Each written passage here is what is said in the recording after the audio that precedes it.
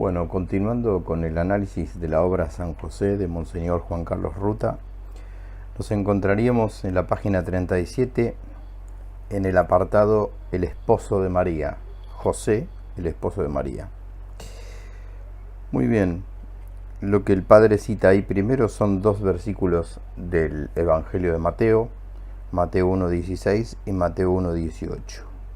El primero dice: Jacob engendró a José, el esposo de María, de la cual nació Jesús, que es llamado Cristo. En el 18 leemos: La generación de Cristo fue así. Desposada su madre María con José, antes de empezar a estar juntos, se halló que había concebido por obra del Espíritu Santo. Bueno, en una minuciosidad exegética, el padre Ruta se hace la pregunta: ¿cuál es el sentido de antes de estar juntos?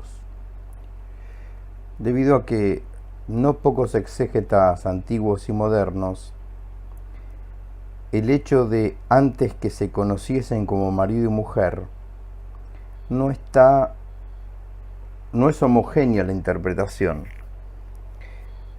Así había un estar juntos desde el punto de vista de la intimidad física por el acto conyugal, o si se está refiriendo el escrito al antes de estar juntos, al vivir bajo el mismo techo.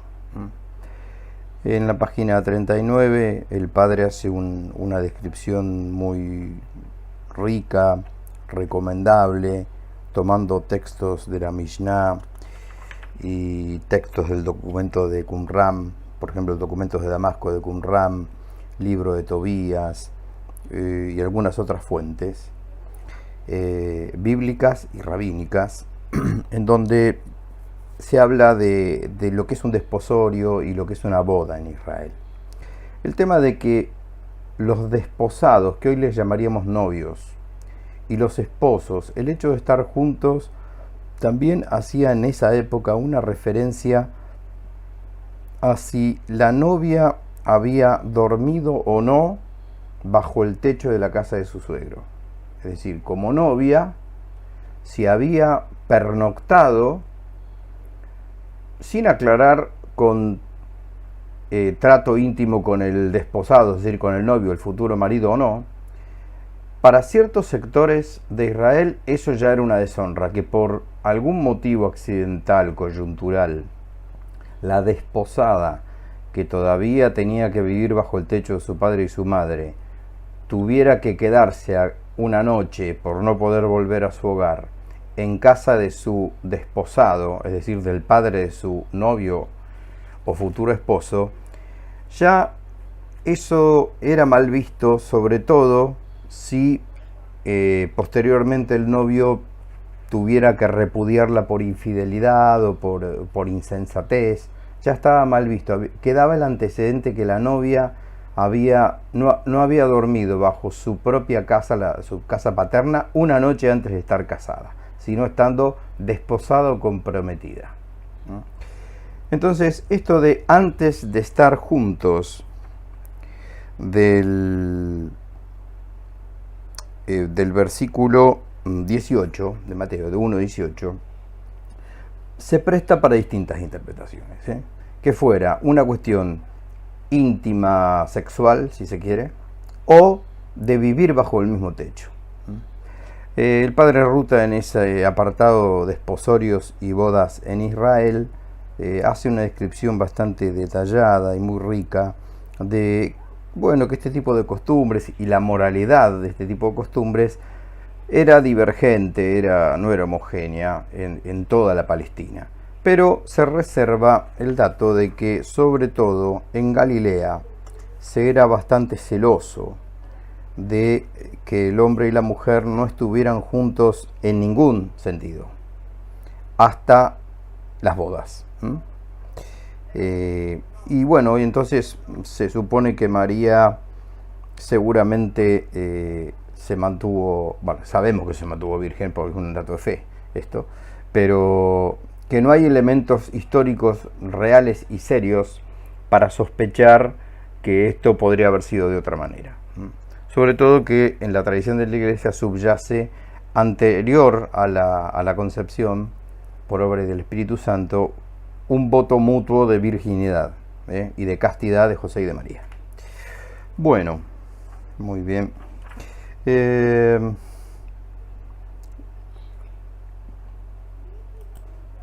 Parafraseando un poco lo que el padre escribe en la página 38 respecto a esto, oímos un poco su riquísimo escrito. Si esta interpretación es verdadera, está hablando de una interpretación de San Jerónimo, ¿no? Las palabras de Mateo constituyen una afirmación formal de la concepción virginal de Jesús, la que describen de dos maneras.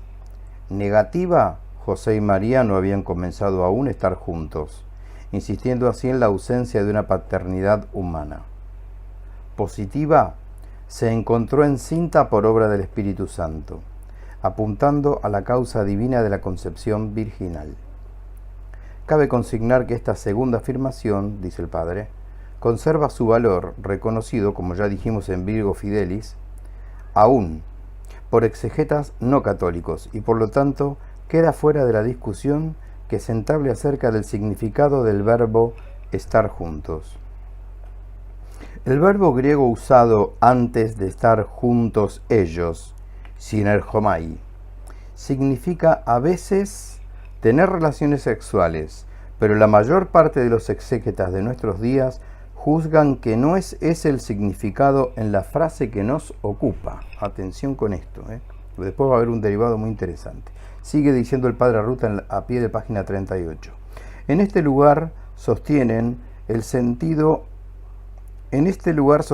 que el sentido es que José y María no habían comenzado a vivir bajo el mismo techo, y por lo tanto nada dice este verbo, a diferencia de las últimas palabras del versículo 18 y del 25 de Mateo 1, acerca de la concepción virginal, suficientemente afirmada en los dos últimos textos aludidos.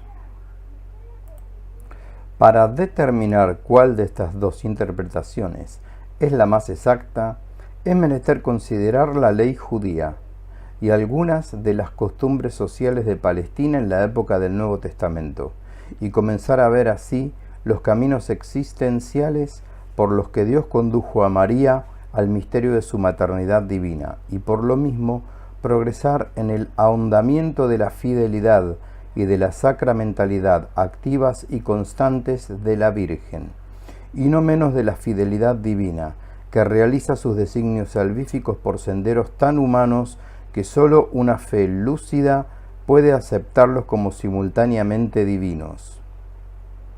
Al mismo tiempo, ahondamos así la mirada al misterio sacramental de la Iglesia y de cada uno de nosotros. Se me ocurre a mí recordar aquellas palabras del apóstol San Pablo, que a la hora de hablar de la relación esponsal, está hablando del matrimonio, ahora no recuerdo si es la parte parenética de Efesios o de Colosenses, que son cartas muy similares, pero cuando él parangona el matrimonio con la relación esponsal de Cristo y su Iglesia, dice: gran misterio es este, el de Cristo y su Iglesia. Me recuerda estas palabras que estaba diciendo el Padre, ¿no? Designios salvíficos por senderos tan humanos que sólo una fe lúcida puede aceptarlos como simultáneamente divinos. Es decir, que sean a la vez tan humanos y simultáneamente divinos necesita del auxilio de la gracia y de la inteligencia iluminada por la fe, sin lugar a dudas. Esto lo digo como comentario mío. Invitamos a leer el apartado de la página 39, Desposorios y bodas en Israel, que es realmente muy significativo para nuestra historia actual y para la historia de la Iglesia de siempre, ver en qué realidad está inserto el casamiento de José y de María. Voy a rescatar ahora un fragmento que me parece interesante, sobre todo porque San José como esposo, antes de serlo, va a pensar en repudiarla a María, y ahí está la intervención del ángel que le indica cuáles son los verdaderos caminos que Dios tiene preparado para él. Veamos un poquitito la cuestión en la actualidad, de la contemporaneidad de José y de María, qué pasaba con el tema del divorcio, ¿no? En la página 43 el padre viene desarrollando algunas cosas a partir de un escrito de Qumran, que es el documento de Damasco. Recordemos que los hallazgos de Qumran son arqueológicamente los más importantes de la historia de la arqueología bíblica. Son documentos del año 47, el 1947. Entre ellos está este documento de Damasco, en donde echó luz sobre algunas cuestiones contemporáneas a la vida de la Sagrada Familia. Bueno, el padre Ruta en la página 43 va a hablar del divorcio y qué pasaba y en qué casos se podía llegar a estipular esto, ¿no? El derecho de divorcio estaba exclusivamente de parte del hombre. Los únicos casos en que la mujer tenía derecho a exigir la anulación del matrimonio eran, primero, si ejercían uno de los 3 oficios considerados como repugnantes: recogedor de excrementos de perro, fundidor de cobre y curtidor. O sea, son los casos en donde si el hombre tenía alguno de estos 3 oficios considerados como repugnantes, solo ahí la mujer tenía derecho a exigir la anulación del matrimonio. El derecho de la mujer llegaba hasta el punto de poder exigir el divorcio aun cuando al casarse hubiera conocido la profesión de su marido y hubiese aceptado que éste continuase con su oficio, estos 3 que nombró, ¿no? En este caso podía alegar, comillas, creía que podía resistirlo, pero en verdad no puedo resistirlo. Primer caso. Segundo caso.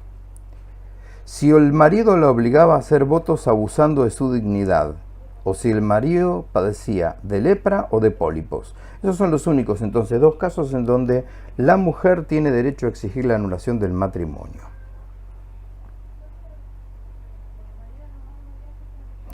En la época de Jesús, sigue escribiendo el padre Ruta en la página 43, los shamaitas discutían con los hilelitas acerca del Deuteronomio 24.1. Estas 2 son corrientes exegéticas, tengo entendido que de la Mishnah, donde se menciona como razón que permite al hombre despedir a su mujer en caso de que éste encuentre en ella algo vergonzoso, comillas. Los hilelitas, a diferencia de las exégesis de los shamaitas, concordante con el sentido del texto, explicaban este caso de la siguiente manera. Primero, una impudicia de la mujer, y segundo, cualquier cosa que desagrade al marido le dan derecho a despedir a su mujer. Así pues, la opinión hilelita reducía a pleno capricho el derecho unilateral al divorcio que tenía el marido. Se desprende de Filón y de Josefo, quienes no conocen más que el punto de vista hilelita y lo defienden, que éste debió prevalecer a partir de la primera mitad del siglo I de nuestra era. Sigue contándonos el padre Ruta al pie de la página 43. De resultas del divorcio podía afectar al marido una mancha pública lo mismo que a la mujer. Por otra parte, en caso de divorcio, el marido estaba obligado a devolver a la mujer la suma estipulada en contrato matrimonial. En la práctica, estas 2 cosas han podido obstaculizar frecuentemente precipitados despidos de la mujer. Esta, por otra parte, podía eventualmente tomarse justicia por sí misma y volver a la casa de su padre, por ejemplo, a causa de injurias. De todos modos, la sentencia hilelita representaba una gran degradación de la mujer.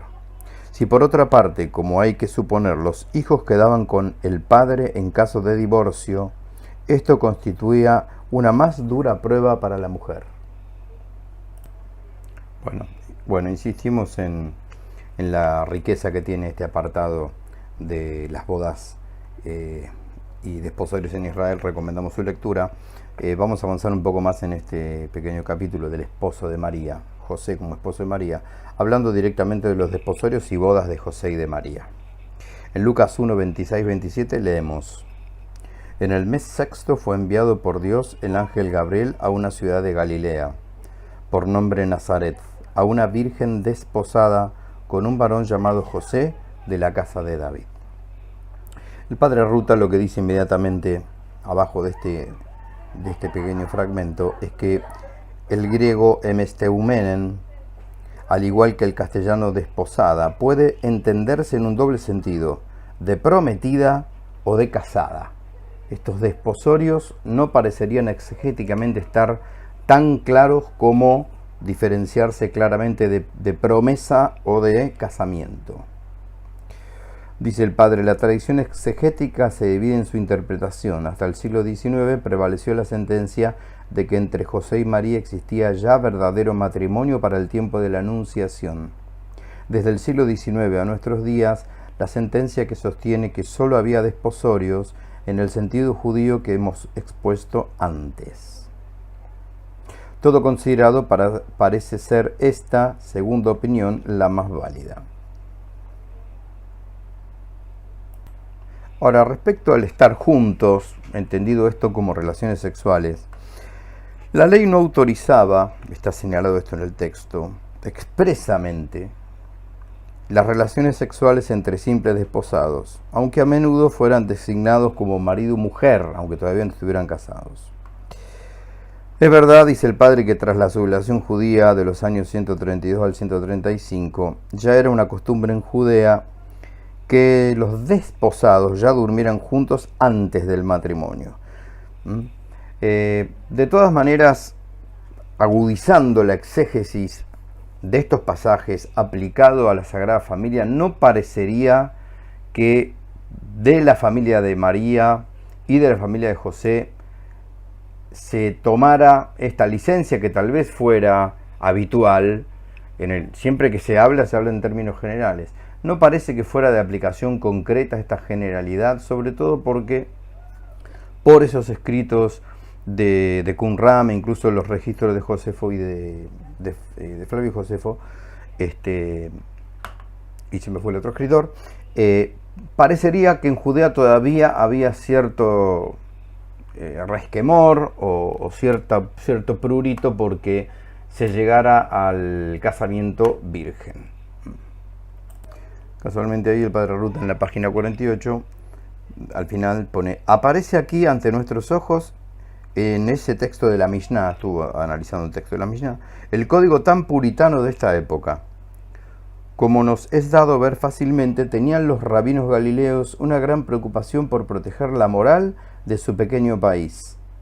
Pero no les quedaba más remedio que tener en cuenta el código moral cual era aplicado en Judea. De todas formas, está claro con qué desprecio miraban los galileos a las relaciones tan laxas. Un poquito más adelante leemos: tanto estas como otras leyes similares presuponen que a lo largo del período de los desposorios, los dos desposados vivían por separado y que la joven permanecía normalmente virgen hasta el día de su matrimonio. Por consiguiente, supone una simplificación excesiva el afirmar, sin restricción alguna, que los desposorios judíos concedieren a los desposados el derecho a las relaciones matrimoniales. En las notas, que son numerosísimas de este volumen, aparecen muchísimas referencias a los textos que el padre Ruta ha consultado, y aparecen citas muy amplias, textuales, en castellano, cosa que no es menor para los que no manejamos lenguas, en donde se puede ver la ampliación de estos criterios, sean talmúdicos, sea del mundo rabínico o de ciertos historiadores como los que mencionamos antes, ¿no?, de este tipo de problemas. Bueno, para cerrar el tema de José, el esposo de María, leemos dos fragmentos más. Aun cuando los intérpretes modernos, dice el padre Ruta de Mateo 1:18, aseguren con razón que la frase antes de empezar a estar ellos juntos se refiere no a las relaciones sexuales, sino a la ceremonia de acompañar a la novia hasta su futuro hogar, no parece correcto concluir que esta frase no nos dice nada sobre la virginidad de María. No dice nada explícitamente, pero tanto la ley judía como las costumbres galileas suponen que María, lo mismo que toda otra joven judía, hubo de permanecer virgen hasta que fue llevada a la casa de su marido para convivir con él. Esta interpretación queda confirmada por las palabras mismas de la narración. En primer lugar, el aspecto negativo, es decir, empezar a estar juntos, no se refiere en este lugar a la consumación de la unión. Queda confirmado por Mateo 1:25, en que se nos afirma que José se abstuvo de conocer a María hasta que dio a luz a Jesús. Conocer a una mujer es la expresión semítica normal para indicar las relaciones sexuales, y por ello no hay razón alguna que justifique que el autor no la haya reemplazado por otra expresión en Mateo 1:18, siempre que fuere esto lo que quería decir. En segundo lugar, y ya desde un punto de vista positivo, el verbo estar juntos es empleado con frecuencia en el griego helenístico en el sentido de casarse. Posiblemente porque la ceremonia de conducir a la novia a su futuro hogar constituía una característica normal, bien que no esencial, del matrimonio romano. Bueno, sobre la concepción virginal de Jesús y la perpetua virginidad de María, recomienda el padre Ruta ver Virgo Fidelis. Acá se nota, por la referencia que él hace al libro Virgo Fidelis, a los 2 tomos, que este tema ya ha sido estudiado y desarrollado por él en esa obra. Bueno, hasta aquí entonces este apartado del dato bíblico de la primera parte de la obra San José de Juan Carlos Ruta, llamada San José, el esposo de María.